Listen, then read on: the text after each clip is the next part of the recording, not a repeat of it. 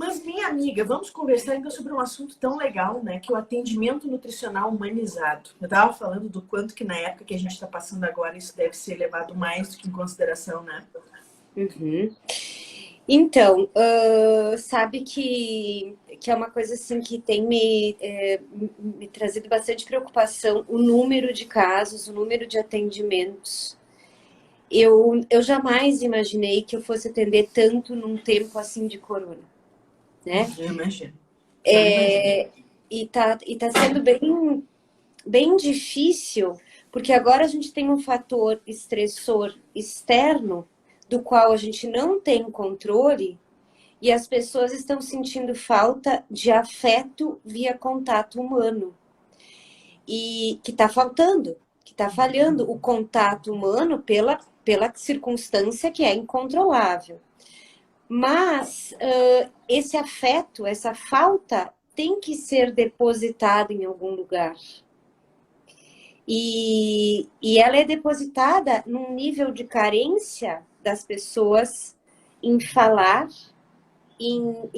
né, em se comunicar de alguma forma. E a internet é essa forma que a gente encontrou para se comunicar neste momento, que eu acredito que é muito efetiva quando de qualidade, quando a gente tem conteúdo de qualidade, mas nunca foi tão importante a gente olhar para a integralidade desse ser humano que nos procura com uma coisa que eu acho muito, que é uma palavra que para mim define, que é medo. Né? É medo daquilo que está para acontecer, é medo de saber de algumas respostas, é medo de engordar, é medo de não conseguir voltar a emagrecer, é medo de não conseguir retomar a própria vida depois, é medo do que vai ser. Eu acho que está caindo a ficha agora com os números no Brasil, que a gente passou para segundo lugar mundial. Eu acho que começou a cair a ficha das pessoas e meio que bate um pavor. Eu acho que isso é uma coisa que está assustando o pessoal. Sim, muito. E por mais que não se tenha acesso, por mais que a gente procure não saber de algumas informações, as informações chegam para nós, porque é só o que se comenta, né? Não adianta E ao fugir. mesmo tempo a ficha está caindo, mas ontem eu fui na feira, toda terça eu vou na feira, que é pertinho da minha casa. E eu nunca vi tanta gente reunida junto. Eu nunca tinha visto. Era um conglomerado de pessoas que eu nunca tinha visto tanta gente junto. Então, ao mesmo tempo, é complicado tudo isso, né? E eu não posso falar nada porque eu estava lá. Eu era uma dessas pessoas.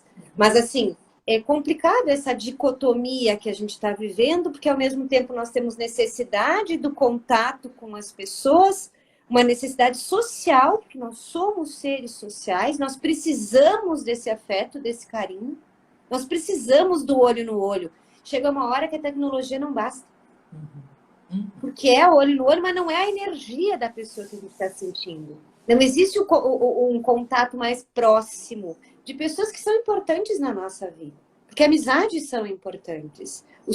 A parte social, não enquanto sociedade, mas enquanto socialização, é um aspecto da nossa personalidade.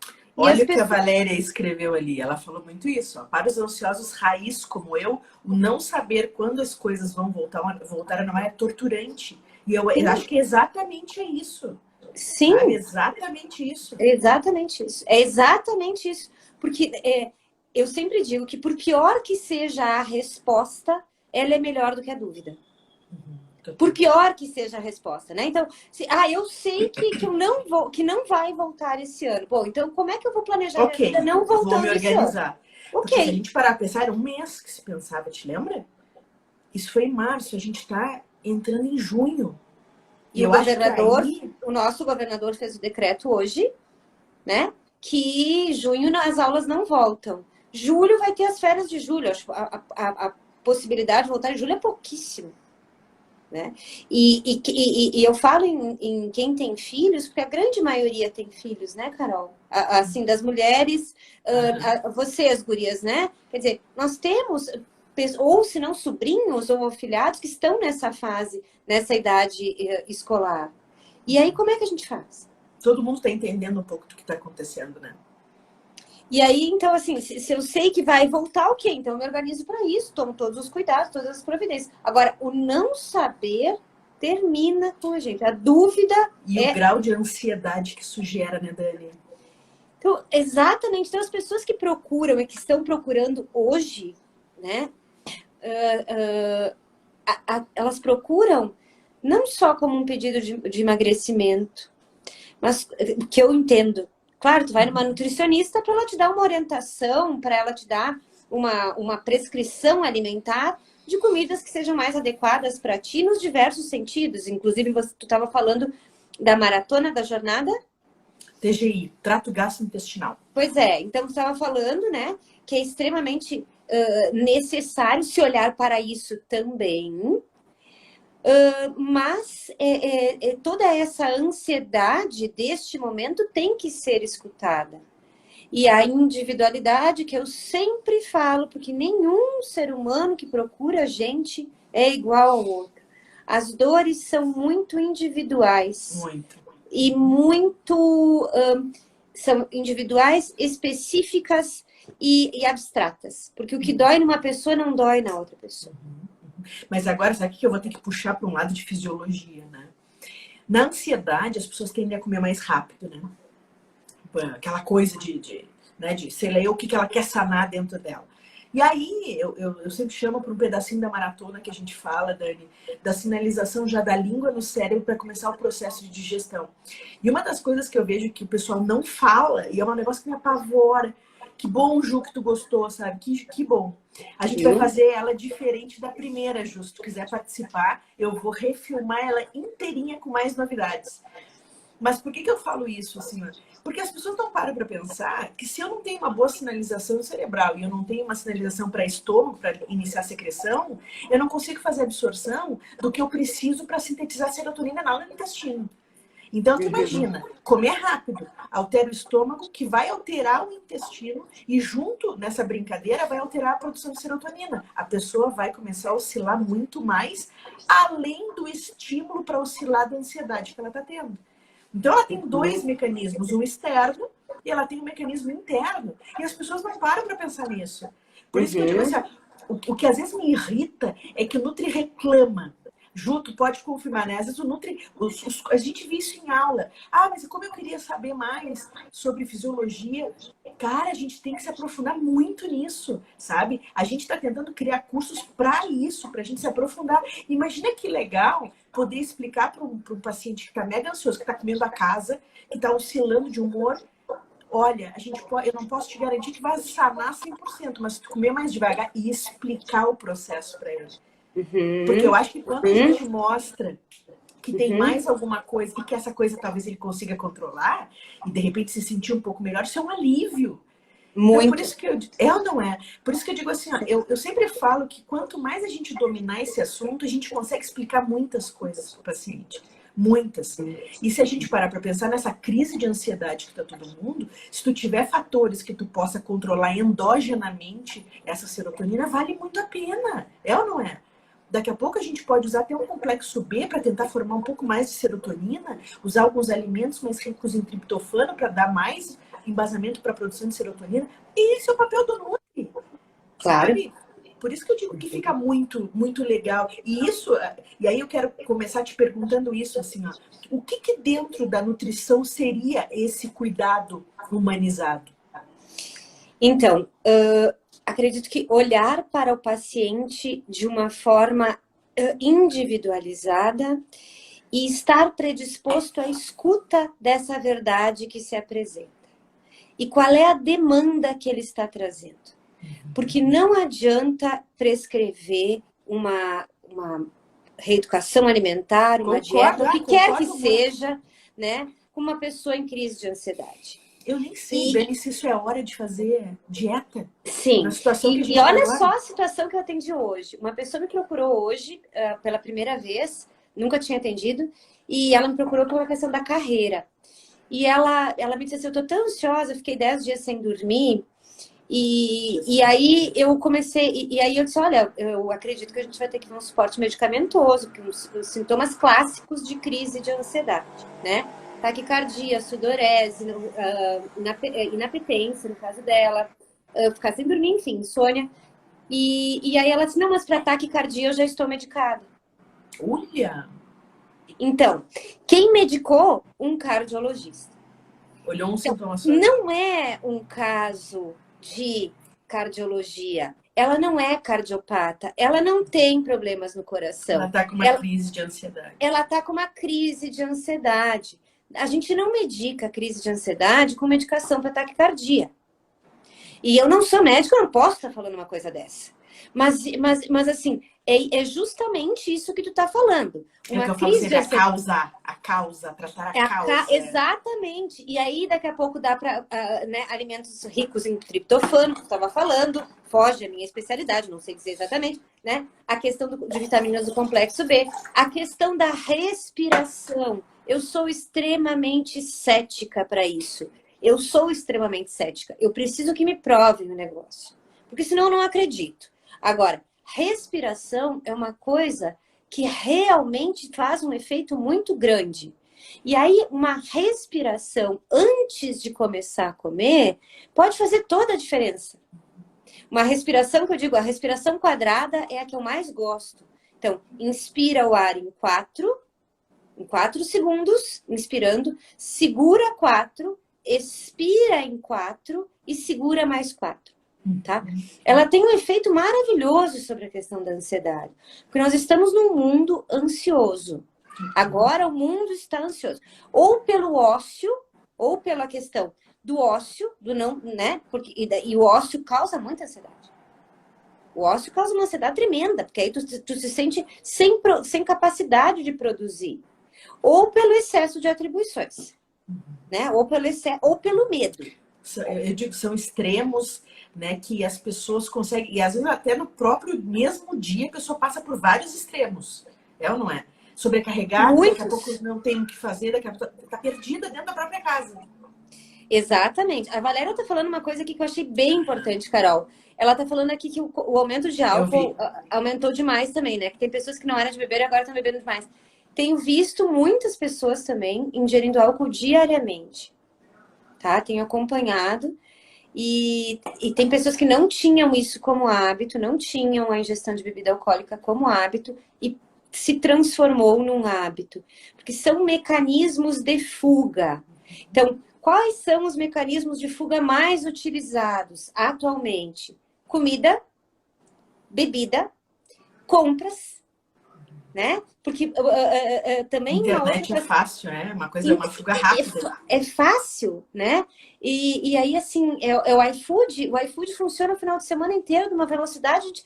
não, porque daí a gente pediu tal coisa, Mas, meu Deus do céu, quanto iFood? Eu fico pensando, né? Então, são fugas que a sociedade não critica.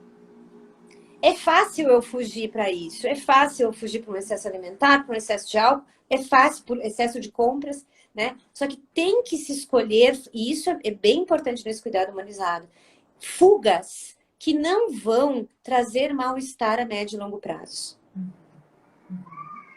Que tipos de fugas as pessoas podem ter que não vão agredir, que não vão causar que não vão fazer com que eu me afaste do meu projeto. E eu não estou falando em emagrecimento nesse momento. Porque eu nem acho que seja o momento de estar emagrecendo muito agora. Nem de estar fazendo dieta restritiva. Agora, se pelo menos sair da quarentena sem ter engordado, já é grande coisa.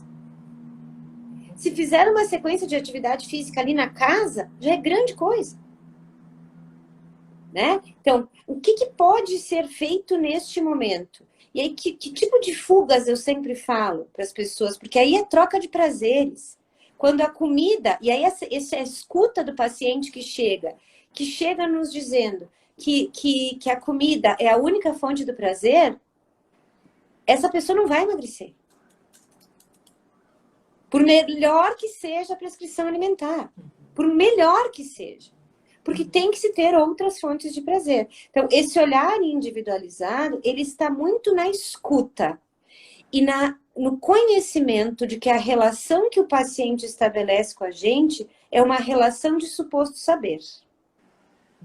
Quando o paciente chega, ele chega e ele olha para a nutricionista, para a psicóloga, para o médico, tu sabe da minha verdade, tu sabe o que eu devo comer. Eu não sei. Então, olha a responsabilidade que isso implica na medida em que a gente tem que dizer, na medida que a gente tem que se comprometer de que isso vai funcionar e ser eficaz. Então, alguns preceitos, né, nesse cuidado humanizado que envolvem a escuta, que envolvem a intervenção no sentido da autorresponsabilidade, o quanto tu estás responsável por esse processo, né? No sentido de olhar para a pessoa para além do emagrecimento e para além da questão de quanto precisa perder ou como que quer o corpo, né? É muito mais do que muito isso. Muito além disso, né? É muito mais do que isso. Porque se fosse para saber o que comer, as pessoas sabem o que comer para emagrecer. Por que que não fazem? Essa é a grande chave, né? Então, assumir a responsabilidade por este processo junto com o paciente, ter uma escuta ativa, ensinar é muito pedagógico dizer isso, né? Mas compartilhar informações a respeito da importância da meditação, de ter as horas de sono necessárias.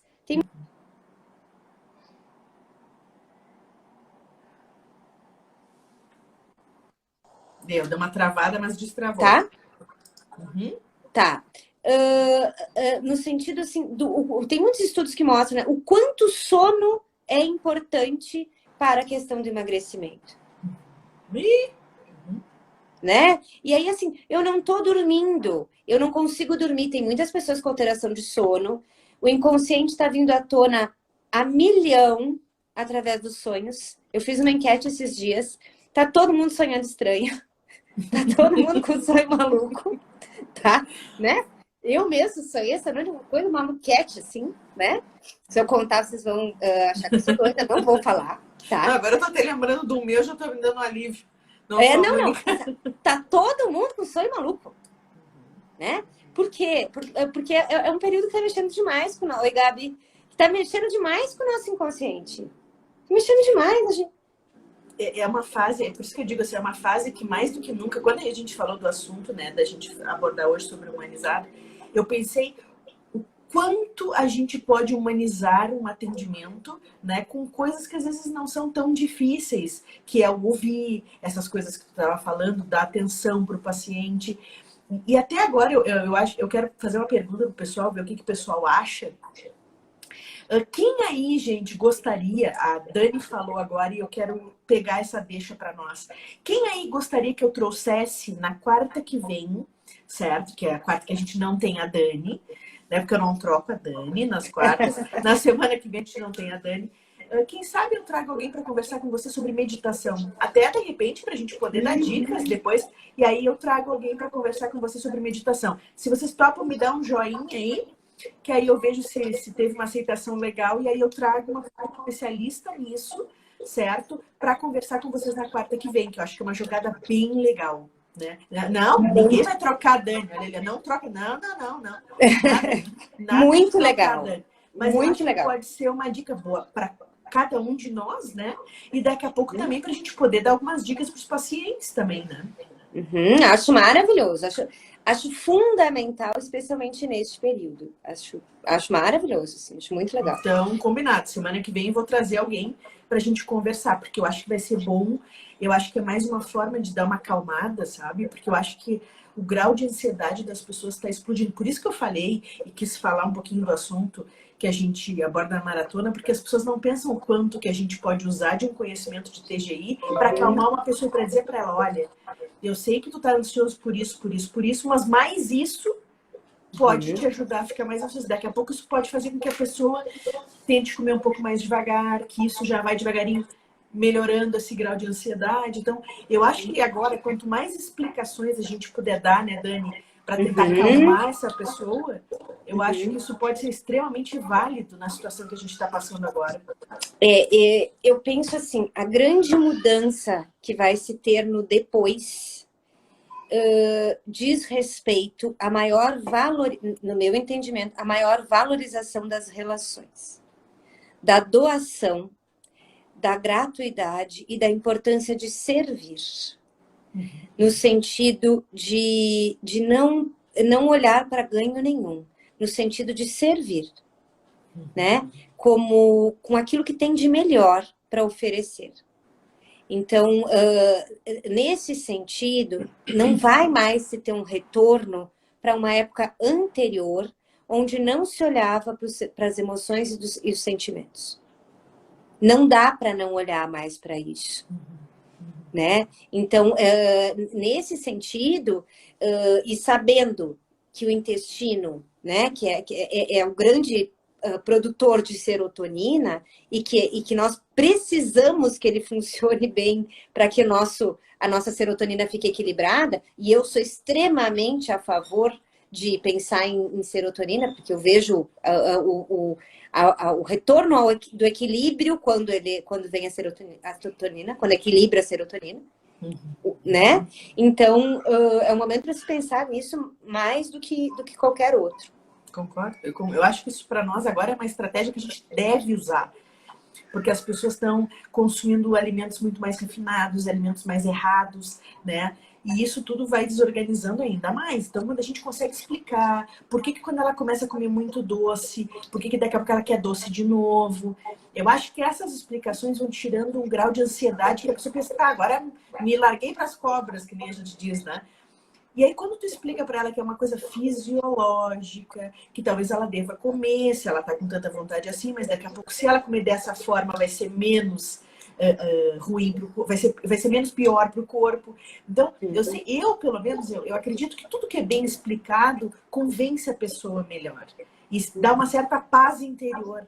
Porque eu vejo que as pessoas têm a sensação de que estão perdendo totalmente o controle. O que eu quero poder passar para elas é que talvez ela esteja, por um lado, de estar preocupada com o emprego, o colégio dos filhos, assim vai.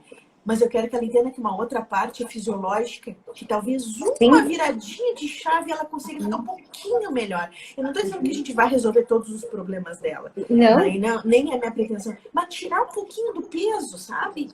Claro. Um pouquinho do peso. Eu acho que isso, na minha opinião, é humanizar. É tu tentar... Sim, sabe? sim. É integrar esses diversos aspectos do ser humano e saber assim, nossa, é isso que eu estava falando também do suposto saber.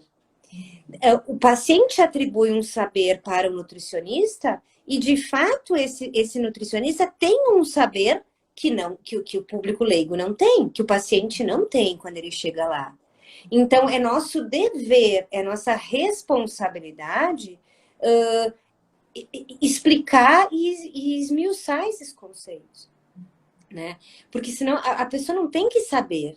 E ela tem que confiar no saber do outro. Então, é uma relação que se estabelece de maneira hierárquica. Não é uma relação onde os dois estão no mesmo nível. Existe um nivelamento hierárquico, né? Assim como num médico. Tu vai no médico porque ele tem um saber que eu não sei, que eu não tenho. Então, olhar para isso, desse saber que me é atribuído, é de extrema responsabilidade. E quando eu falo responsabilidade, é em relação a como eu falo com essa pessoa, o que eu falo e o impacto que isso pode gerar na vida dessa pessoa. Porque pode gerar exatamente isso que eu passo. Né? Pode gerar um impacto muito negativo. A minha palavra tem um poder para esse paciente.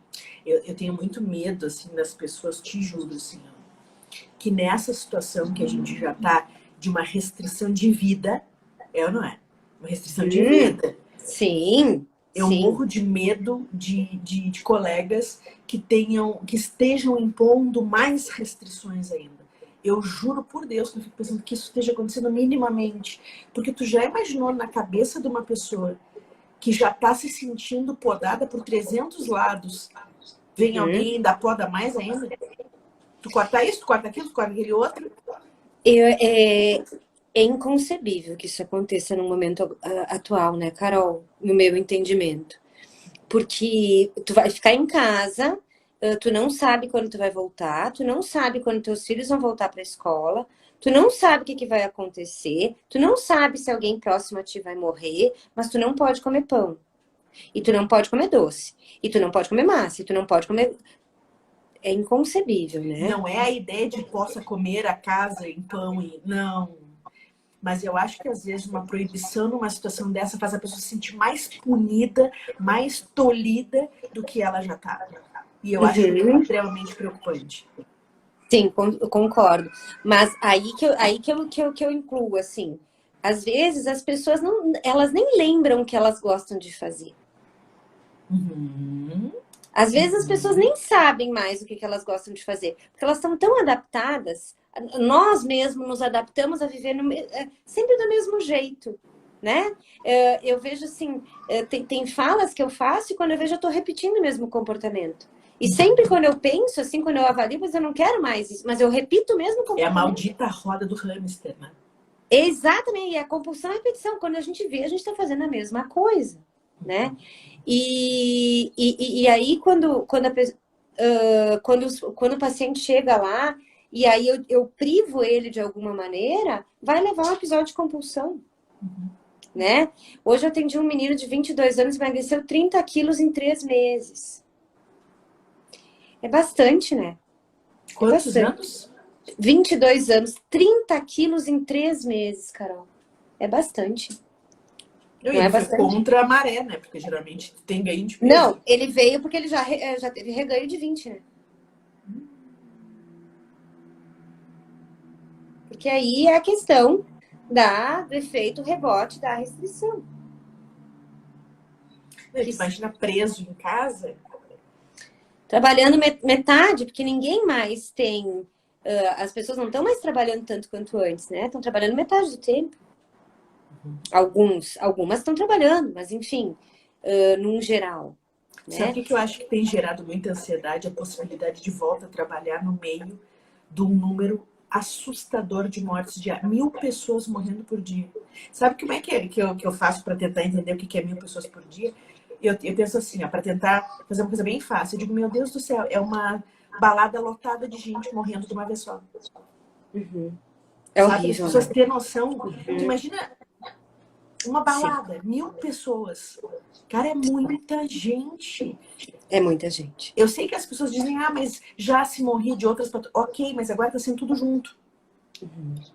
Tudo junto e de uma única causa, sabe? E eu acho que quando as pessoas param para pensar nisso, isso dá um certo pavor. E como algumas empresas estão voltando a trabalhar, a gente está vendo um estresse irreal sendo gerado nas pessoas.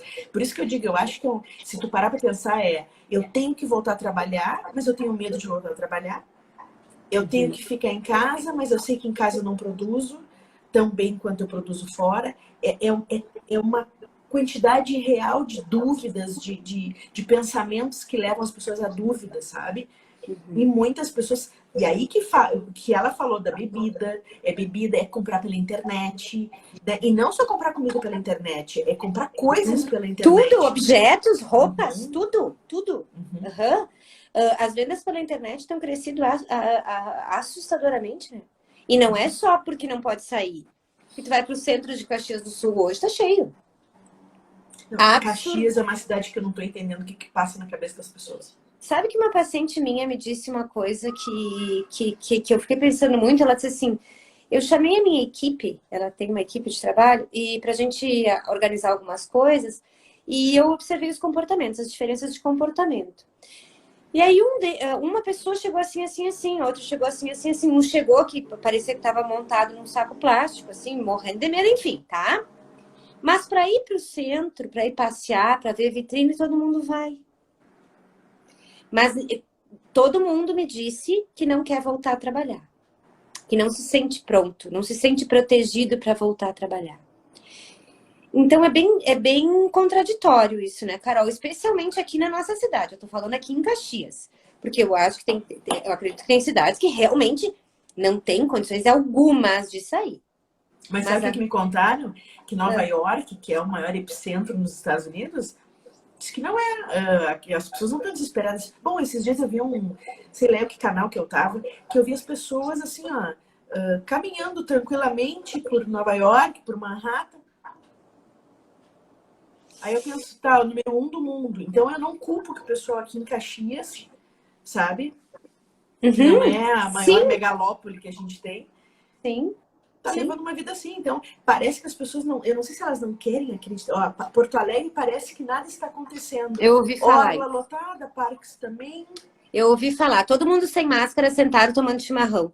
A Nath está falando aqui que ela saiu no consultório no período que as pessoas estavam preocupadas em não ganhar peso e de 2 semanas para cá só tendo queixa de ansiedade. É isso aí. Olha só. É isso aí. Porto Alegre, eu ouvi dizer que assim, não tem... não faz o mínimo sentido o que está acontecendo. Então, também me passa que as pessoas que estão... Olha, bares abertos em Porto Alegre. Não, ali 90% da equipe de trabalho adoeceu. Meu Jesus do céu. Concordo A muito Sabrina, com o que a olha que Sabrina está botou. falando. Exatamente, eu também acabei de Concordo ler. muito com o que a Sabrina está falando, porque Perfeito. tem essa dificuldade de entender flexibilização e liberação também. Eu concordo muito. E aí, assim, eu vou naquilo que me interessa, né? Eu não estou dizendo, isso é bom para mim. Então, passear, pagar uma conta, daí já dou uma volta, tomo um café, legal, então eu vou. Juntou tudo. Agora trabalhar, pretendo não ir tão cedo. Porque não me sinto pronta. Que coisa esquisita isso, né? Então, assim, são aqueles fatores inconscientes, né? Que ficam regulando ali e que nos geram culpa. Porque certeza. Gera culpa, porque o que a gente escutou de mandato materno? Primeiro a obrigação, depois o lazer. Né? A gente escutou isso. Mas qual é a obrigação se não está indo trabalhar? E estou indo passear? Isso gera sofrimento e gera culpa. E a culpa aumenta mais a questão da compulsão. Por comida, por bebida, nananana. A Cíntia está falando, as pessoas que saem não estão preocupadas, apenas as que estão em casa. Essas sim estão preocupadas. Exatamente. Pode ser, Cíntia, pode ser, porque eu vejo assim, eu e meu marido, a gente está 100% em casa. Ele está trabalhando home office, eu home office. Ele agora está numa possibilidade de começar a trabalhar no campo de provas, tá mega ansioso, né? E eu acho que a gente O que ele é, Carol? Engenheiro. Seu marido? Engenheiro. Então ele tá super ansioso com isso, super ansioso mesmo. Então eu fico pensando assim, a gente vem se cuidando muito. E aí eu fico imaginando para ele sair assim, né? Gera uma ansiedade. Por isso que eu digo, as pessoas que estão pensando, começando a voltar a trabalhar, eu imagino o que se passa na cabeça, sabe? O que se passa dessa ansiedade de começar a voltar, sabe? Diante de uma... Tu não para de ver o número crescer. Eu agora, até, conto pra vocês, não tenho problema em falar, o meu irmão tá com suspeita, tá internado, né? Ele fez o primeiro teste, agora tá esperando o resultado, mas tá com pneumonia, fez tomografia, tá com alteração no pulmão, saturação oscila. Mora onde? Em Chapecó. Não é uma pessoa, como é que eu vou dizer pra vocês, que não tem a cultura, é um advogado de uma multinacional, né? E parece que agora que ele tá lá internado sozinho, que ninguém pode visitar, parece que vai caindo mais a ficha, assim, da situação, como é que é real. E aquela coisa, a gente não acredita até acontecer com a gente, né? Então, por isso que eu digo assim, eu tô sentindo na pele isso. E aí, agora, com a possibilidade do meu marido começar a trabalhar, isso me gera uma tremenda ansiedade. E imagino nele. Por isso que eu digo assim, eu fico imaginando o que tá se passando nas cabeças das pessoas. E nessa hora que eu digo assim, o quanto nós, como Nutris, precisamos, num atendimento nosso, não é... Me conta, o que tu quer fazer? Tu quer fazer uma dieta? Tu quer fazer? Tu quer perder peso? Perder peso! Talvez a pessoa nem queira conversar disso numa... É ou não é? Talvez ela nem queira isso. Talvez ela queira alguém para conversar. Com um disfarce de nome de nutricionista. Sim. Ele até quer alguma coisa de comida. Sim, cuidar mas é uma escuta. Basicamente... É muito uma escuta. É muito... nesse sentido que só vai fazer diferença na vida dessa pessoa se tiver uma escuta dessa realidade e se tiver um preparo. E esse preparo a gente adquire através de empatia, de sensibilidade, de prática. E de muito estudo, de muita teoria. E aí, por isso, assim, essa formação do nutricionista, eu sei que vocês têm cadeiras de psicologia, mas não... a psicologia enquanto algo teórico é muito distante da prática. Ah, não tenho dúvida nenhuma. Né? Mas sabe o que eu digo assim, ó, é um caminho da gente poder encorajá-lo a buscar alguma coisa a mais. Sim. Porque às vezes a pessoa, ela não quer enxergar que ela precisa. E às vezes alguém dizer é a coragem que ela precisava para então eu vou procurar alguém. Isso é uma coisa que eu já ouvi trocentas vezes. A pessoa às vezes sabia que precisava de um psicólogo, precisava botar aquilo para fora, mas estava dentro dela. No momento que eu falei para ela, parece, ok, era como se ela precisasse que alguém dissesse. É o reganho de 20 quilos do meu paciente. Hoje eu atendi 4 pessoas que eu nunca tinha atendido, então eu ouvi muita história nova. É o reganho de 20 quilos dele. O reganho de 20 quilos dele sinalizou. Não neste momento tu precisa de um cuidado emocional. Eu tenho certeza absoluta. Eu fico imaginando a quantidade de gente que tá para isso. O que tu acha que a gente poderia dizer que seria uma interação assertiva hoje da Nutri com esses pacientes que estão chegando?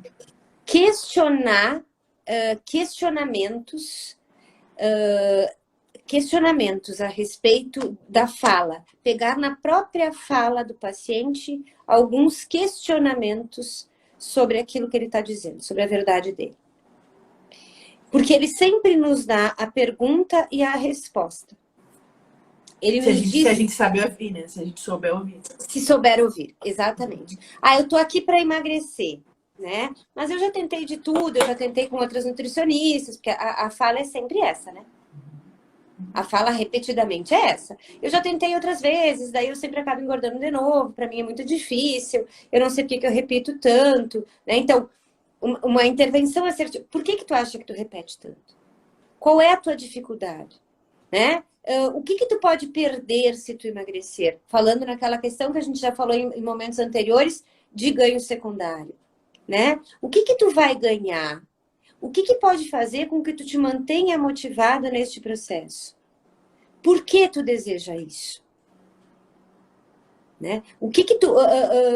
Qual transformação tu vai ter na tua vida quando tu alcançar o teu objetivo? Como vai ser a tua vida quando tu pesar o que tu quer pesar? Então, acho que interação assertiva é aquela que faz o paciente pensar. É o que proporciona pensamento para ele. E eu acho que é isso que nesse momento a gente precisa fazer. Né? De repente fazer ele pensar algumas coisas para tentar entender, talvez por que ele está indo para aquele lado, porque eu acho que não é simplesmente chegar e dar um papel com a dieta. Talvez não vai fazer diferença nenhuma. Então, questões que façam ele pensar e se apropriar da sua verdade. Né? O que vai servir para mim? Sabendo assim que uma certa liberdade nesta orientação é fundamental, porque ele tem que poder escolher.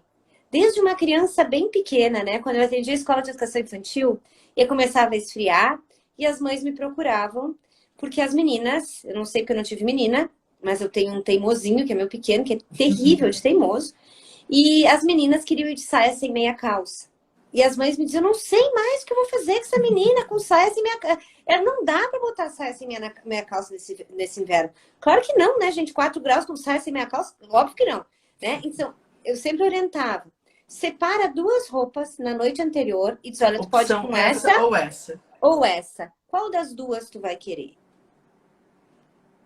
Né? É mais ou menos nesse sentido. Tu pode isso, isso. Mais variedade do que 2. Qual tu vai querer? Agora, tu tem que comer. Eu atendi segunda, uma pessoa que me disse assim: nunca mais eu como uma castanha na minha vida. Eu ouvi isso tanto. Eu nunca mais coloco. De cereal, eu acho que foi a coisa que eu mais escutei. Ai, pelo amor de Deus, tu não me dá barrinha de cereal, tá? Ai, que judiação, gente. Olha, gente, fazer, né? E é uma coisa que a pessoa gostava, mas não vai comer nunca mais na vida, porque ela teve que comer 3 castanhas com 2 nozes e mais uma outra, sei lá o quê, damasco. Durante 2 anos, todo lanche da manhã e todo lanche da tarde. Nunca mais vai não comer. tem quem aguente isso, sabe? Não tem quem aguente. Não tem que, porque tem que ter prazer. A grande questão é que a comida não pode ser o único prazer. O prazer de comer, ele existe. Vem lá da fase oral. É a primeira maneira como nós aprendemos a nos relacionar com o mundo. É importante. A comida junta, estar ao redor da mesa, traz a questão da confraternização, da socialização, do carinho, do afeto. Tá tudo certo.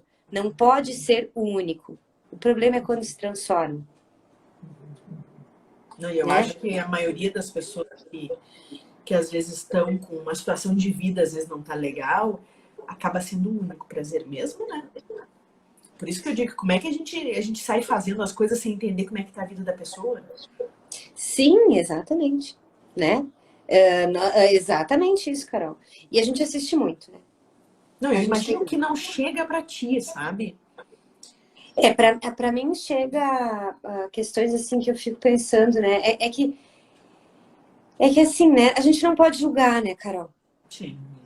A gente não pode julgar, porque muitas vezes é da insegurança da pessoa que ela precisa ter um recorte.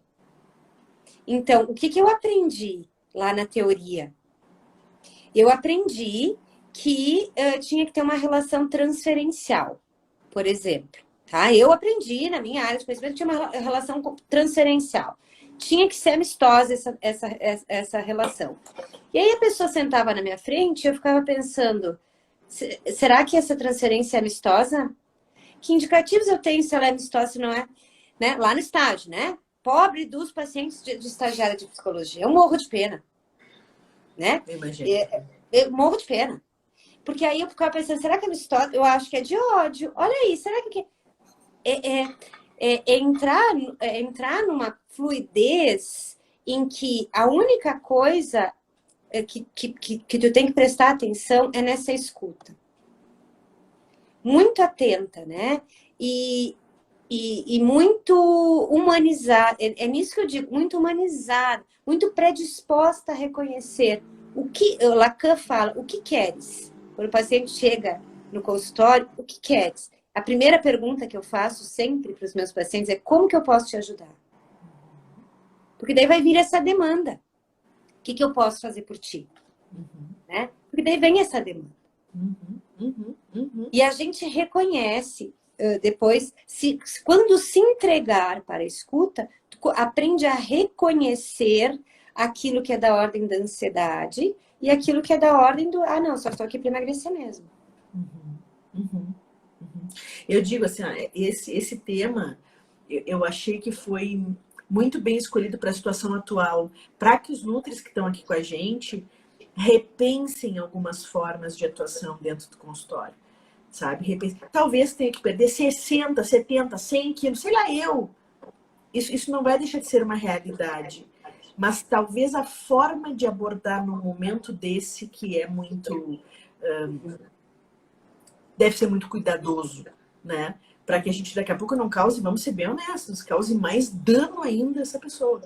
Que eu acho que a minha maior preocupação na atualidade é exatamente isso. Eu tô com uma menina agora novinha, só para vocês terem uma ideia, a gente desconfiou de um teste de doença celíaca e realmente ela tem doença autoimune, nananana, e tá super ansiosa e não come.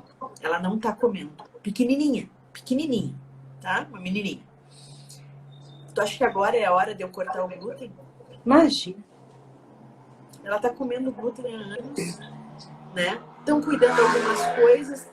Imagina. Vamos deixar agora algumas coisas, porque ela tá estranhando, porque agora ela tá na casa da avó, ela não tá com a mãe e com o pai. Vou mais eu podar a menina agora. Com o pouco que ela tá comendo, vou lá e vou tirar o bolinho que a avó faz. Não, agora não é a hora para se fazer grandes mudanças. Agora é a hora para porque até não chegar na gente, a gente não sente, né, Carol? Para mim não chega. Tu imagina um bichinho de 7 aninhos. Não dá? Eu tenho que pensar muito. Tanto que eu conversei com a mãe, falei que agora a gente vai fazer assim, assim. Até porque, vamos ser honestos, e se ela não tivesse chegado em mim, ela não ia ter esse diagnóstico. Ia seguir tudo tranquilo. Ela ia seguir se comendo comendo o glutenzinho dela. Então, eu não preciso ter pressa agora, até porque isso não vai durar uma vida inteira. Eu tenho mais alguns, sei lá, 2, 3 meses, espero eu, dessa situação. O que eu só disse assim, se ela não tá comendo, ela tem baixo peso, ela tem baixa estatura. Eu acho que eu primeiro tenho que dar uma regularizada na alimentação, na relação dela com a comida. Eu não posso criar mais um problema para ela agora. Então, vamos devagar. Não vai ser 2, 3 meses a mais que vai causar mais danos a ela, sabe? Então, é esse tipo de coisa que eu acho que a gente tem que ter sensibilidade, né, Dani? Sensibilidade para não causar mais problema. Eu já tô com uma menina dessa idade que não tá crescendo, não tá comendo. Sim, e daí vai tirar o glúten dela agora que ela tá em casa sem ir pra escola. Sem interagir. Não dá, né? E essa sensibilidade, essa empatia, essa qualificação, esse respeito. Respeito, eu acho que é uma palavra muito importante. Alguém colocou aqui, já ouvi de colegas minhas da nutrição de que o ganho de peso era preguiça. Então, que tipo de respeito se tem com essa pessoa? É a verdade da pessoa. Nós temos que ter uma postura de muita humildade também. Eu vejo muita necessidade de ser humilde, sabe? Porque eu não sei, a pessoa me coloca num suposto saber, mas eu não sei da verdade dela, eu só sei da minha. Aquilo que dói na gente é muito individual. Eu posso até ver um filho meu se machucando e preferir que fosse em mim. Mas eu não posso sentir a dor dele. Né? E as nossas dores, elas são muito individuais. Quando o ser humano... E eu estou falando em dor, parece que a vida é um horror, mas não é essa a questão. Não é, né? Exato. Não é essa a questão. A questão é que a pessoa não vai procurar um nutricionista porque tá tudo bem. Não, eu vim aqui só porque, tô me achando muito legal, nossa. Uau, tô saindo agora. Não, né? As pessoas sentam na minha frente, desculpa por estar chorando. Quando parar de chorar, não precisa mais vir aqui. Né? Porque as pessoas vão para falar das suas dores. E eu acho que é isso que a gente tem que ter um pouquinho mais de noção, né? E isso envolve muita humildade e muito respeito, né? E muita empatia para saber se colocar nesse lugar dessa verdade da outra pessoa que não é a minha. Dani, estamos acabando para variar. Eu queria te agradecer, eu acho que essa live é uma live de coração, sabe? É uma live que talvez realmente possa ajudar muitas pessoas a, de repente, dar um ombrinho amigo, sabe? Nessa hora que tá tão difícil para todo mundo. E eu acho que nós, como profissionais de saúde, a gente tem um pouco desse papel, né? Então, eu te agradeço mais uma vez. Imagina, eu que agradeço. Semana que vem, então, vamos conversar sobre meditação, que eu acho que vai ser uma jogada legal. Né? Também achei, Mônica, maravilhosa. Eu digo sempre, são lives com a Dani muito legais e que mexem dentro da gente, né? Porque é um negócio que a gente precisa se sacudir em algumas situações, porque às vezes a gente foi ensinado só para trabalhar emagrecimento, isso, aquilo, aquele outro do paciente, e às vezes até o nosso lado humano às vezes fica um pouquinho de lado, né? E eu acho que é muito legal a gente dividir isso aí, mostrar que a gente tem que melhorar, porque a gente está aqui para melhorar, né? E com certeza. Foi muito legal mesmo, Dani, assim, acho que a gente tocou num ponto legal para todo mundo, que está todo mundo passando por isso. Então, obrigada de coração por mais essa live. Eu que agradeço. 15 dias, a gente tem a Dani de novo, certo? Gente, sim, obrigada pela presença de todo mundo. Não se esqueçam da maratona, tá? Que as inscrições estão abertas.